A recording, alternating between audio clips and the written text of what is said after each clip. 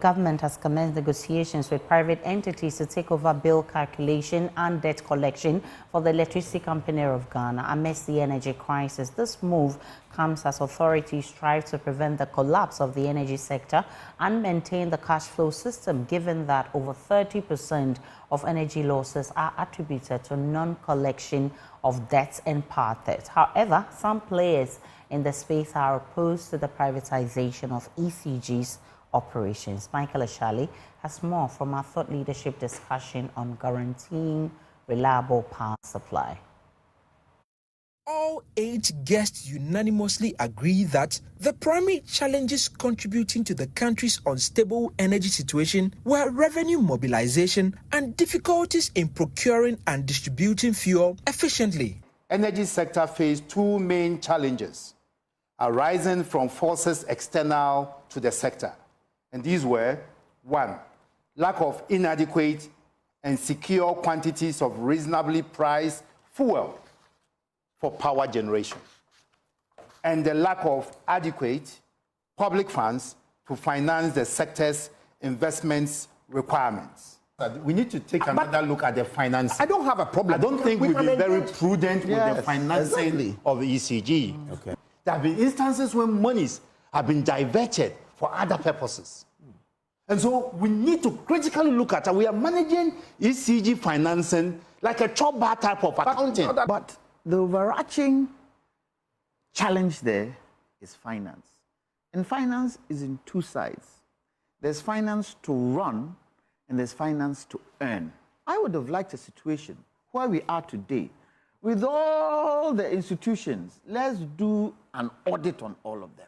Even the former Deputy Energy Minister, Andrew Ejapamesa, agrees with them. Truth be told, we've had some maintenance issues, some of which have been resolved, some of it is ongoing, and we had some challenges with fuel, which on a daily basis, depending on what is available, then determines. However, he maintains that the primary issue lies in fuel procurement, attributing the erratic power problem to the ECG, which is currently grappling with overloaded transformers. So the fuel being expensive is true, but I still don't see where that personal interest arises. The outages numbers, right? 85% of it is ECG problem. Okay. It's not grid co. It's not the generation problem. That's only about 15% per data that I have seen. So you see clearly that if you are relying on ECG system for a certain kind of industry that requires power 24 hours, tendency for you to want to go, especially if you are a bulk consumer, to go directly to get from the generator is high. Ranking member on the Mines and Energy Committee, John Jinapo, strongly believes that if the current situation persists, the energy sector is headed towards collapse. IPP is a little over 1 billion. Related expenditure, almost 800 million. So today, if you were to flush out the energy sector debts and bring the books to a healthy path, you will need about $1.8 billion in order to deal with energy sector related debts. And so the bills are compounding and it's threatening the sector. Look, my worry is that if we continue on this trajectory, in 1 year time, the sector will collapse. Michael Nyantichi, General Secretary of the Public Utilities Workers Union, contends that over the past few years, the ECG has made efforts to enhance its revenue collection. However, he alleges that both the VRA and GRICO have collaborated to lure away some of their major dependable customers who typically pay for their electricity they use, thus disrupting their revenue targets.